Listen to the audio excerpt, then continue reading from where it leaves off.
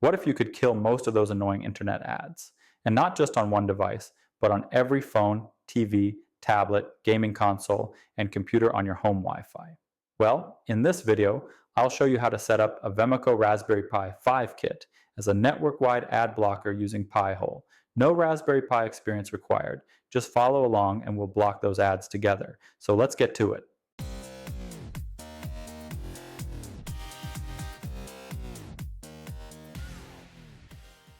All right, here's the plan. We're going to unbox and assemble this Vemico Raspberry Pi 5 kit. You can snag one for yourself from the link in the description. We'll install Raspberry Pi OS on a micro SD card. Then we'll install Pi-hole ad blocker on our Raspberry Pi 5 device. Once Pi-hole is set up, we'll point your router's DNS to the Pi-hole so it filters ads for everything on your network. Lastly, we'll test that ads are actually getting blocked. By the end, this little box will silently sit on your home network, blocking ad domains and tracking servers for your entire network and on every device you own. Okay, this sweet little Raspberry Pi 5 kit from Vemico is going to be the perfect setup for our Pi-hole ad blocker. Shout out to Vemico for getting us lined up on this kit. Let's see what this kit looks like. We have a Raspberry Pi 5 with 8 GB of onboard RAM. We have a 27-watt, 5-volt power supply. We have a nice little heatsink, thermal pads, and cooling fan. And lastly, a little screwdriver to assemble the kit. This Raspberry Pi 5 board features a Broadcom 64-bit quad-core ARM CPU running at 2.4 GHz. Again, it has 8 GB of RAM on board, supports dual display 4K video, and there's an almost endless list of projects you can complete with this board. It has onboard Ethernet, AC Wi-Fi, and Bluetooth connectivity. There's multiple USB 2.0 and 3.0 ports, and it's also capable of being powered by PoE. All right, we've installed the thermal pads on the board per the provided instructions and attached the heatsink fan combo. Now it's time to install the Raspberry Pi OS onto our micro SD card. Keep in mind, you'll need to get your own micro SD card as it's not included with the Vemico kit. I've got this micro SD to USB adapter that will allow me to flash the OS via a USB port on my computer. We're going to use Raspberry Pi Imager to flash the Raspberry OS to our micro SD card. To do this, plug your micro SD card into your computer. Again, you may need a SD to USB adapter or a SD to micro SD card adapter. Head to the official Raspberry Pi software page and grab the Imager install file. Once downloaded, walk through the guided setup.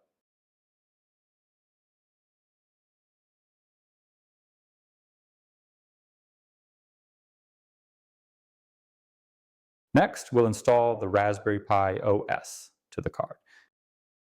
Select your Raspberry Pi device type. Ours is a Pi 5. Now select the desired OS. For our install, we'll select the latest 64-bit version. Select your storage location. This will be your micro SD card. Here, you'll name your device. I recommend naming it Pi-hole, so it's easy to find later. Set your time zone and keyboard layout. Add your desired username and password. Do not forget it. Here you'll add your Wi-Fi network info. Be sure this info is accurate, as any misspellings will create issues. You can also connect your Pi device directly via an Ethernet cable if desired. Be sure to enable SSH so we can access the device at a later stage. Here you can set up remote access to your Pi device if desired. We'll be skipping this for now. Once you've walked through all the settings, click right to begin flashing the OS. I did speed this part up for the video, but it only took about 10 minutes or so to complete. Now that we've flashed the OS to our card, let's go plug it into our Pi 5 device.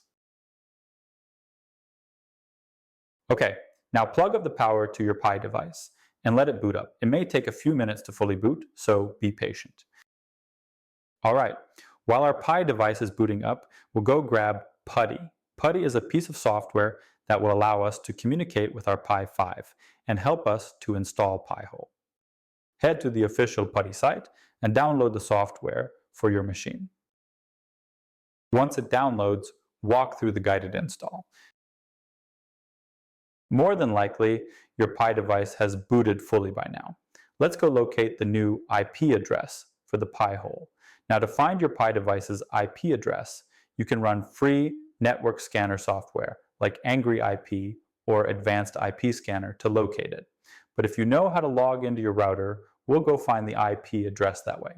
Keep in mind that you'll need to access your router again later, so it may be worth digging in and figure out how to log into yours. If you have issues, drop me a comment and I'll do my best to assist you.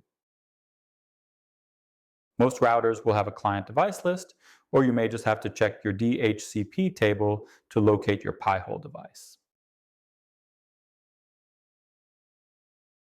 Here I've located my Pi-hole device, and we've located its IP address. Now that we know our IP, we can SSH into our Pi 5 using Putty and install Pi-hole. To do this, open Putty on your computer. Type the IP you found for your Pi device and hit open.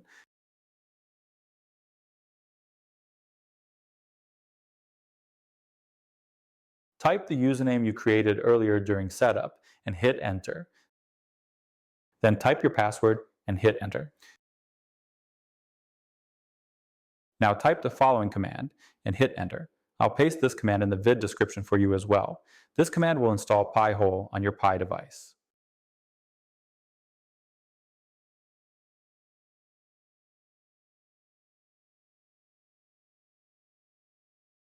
Pi-hole will begin downloading and installing. It shouldn't take but a few minutes.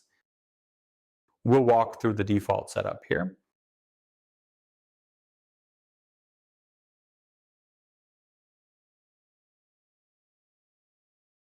Here, select the network setup you'll use. We're using Wi-Fi, so we'll choose the Wi-Fi interface. Select your upstream DNS provider. Here we'll just select Google.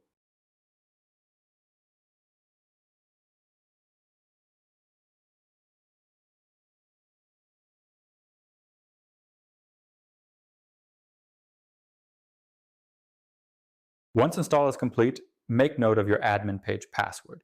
You'll need this to access the Pi-hole admin portal. Now, let's go back to our router settings and set our Pi-hole device to have a static IP. Again, every router will be different on how to do this. Now we can go access our Pi-hole admin portal. To do this, open a web browser and enter the following, replacing the 10.0.0.32 with your Pi-hole IP address.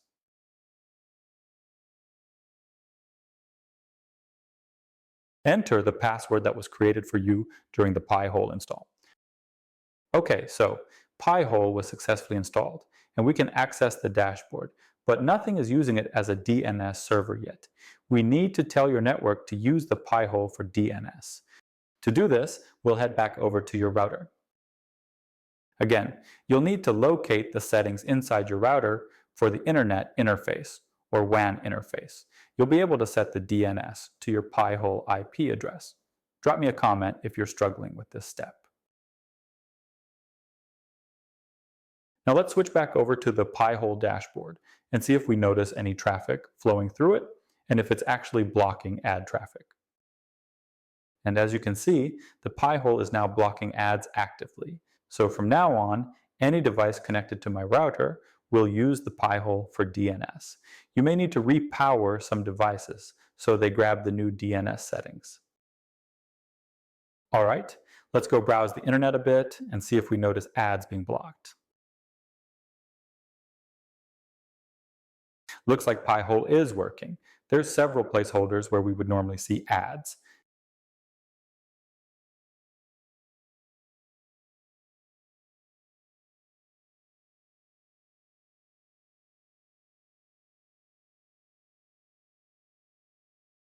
And that's it. You just turned a Vemico Raspberry Pi 5 kit into a network-wide ad blocker using Pi-hole. I hope you found this video helpful and that you were able to block ads on your home network.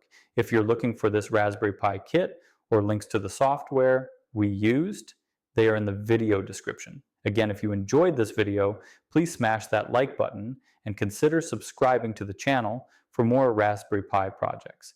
Otherwise, we'll see you in the next one. Bye-bye, everybody.